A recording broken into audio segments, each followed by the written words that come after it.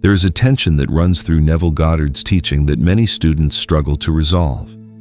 On one hand, Neville was emphatic that imagination is the creative force, that you must actively assume, feel, and inhabit the state of the wish fulfilled. On the other hand, he spoke with equal clarity about something that sounds almost opposite, that the job of manifestation is not yours. That once the inner work is done, the right posture is rest.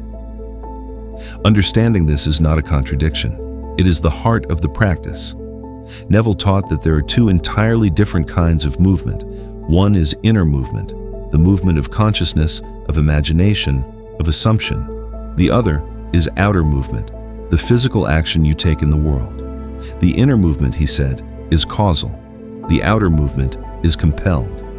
What happens inside determines what happens outside, not the reverse.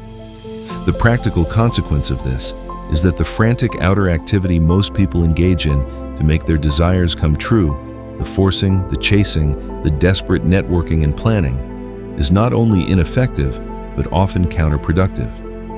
It is activity generated by the belief that the outer world is the cause of your experience. It treats manifestation as an engineering problem. Apply enough force to the right levers and the result will appear. Neville's entire system says, this is backwards. The outer world follows. It does not lead. This is why he spoke of surrender with such seriousness. In The Power of Awareness, he described the ideal state for creative imagination, physical immobility, a controlled quietude not unlike deep relaxation before sleep. Surrender yourself completely to this feeling, he wrote, until your whole being is possessed by it. The surrender is not surrender of the desire. It is surrender of the need to manage the how.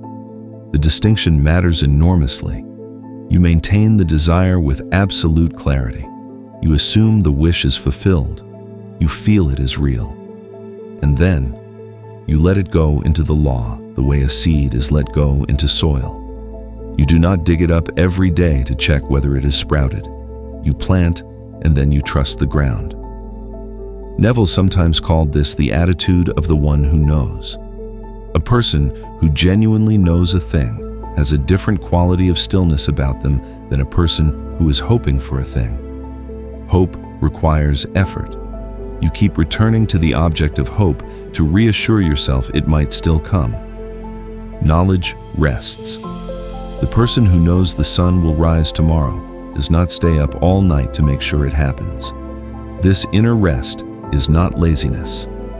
Neville was not teaching people to stop taking any action in the world. He was teaching them to act from a different cause, not from anxiety and lack, but from the settled assumption of already having. Actions taken from that state have a different quality. They tend to be fewer, more precise, and more effective because they are guided by inspired impulse rather than anxious striving. In one lecture, Neville described the experience this way. Once you have truly made the assumption and surrendered the outcome, you will find yourself moved naturally toward the people, places, and conversations that form the bridge. You will have an impulse to call someone you had not thought of in months. You will happen to be somewhere at the right time. These movements are not random. They are the inner state expressing itself through the path of least resistance in the outer world. The practice, then, is twofold. First, do the inner work fully.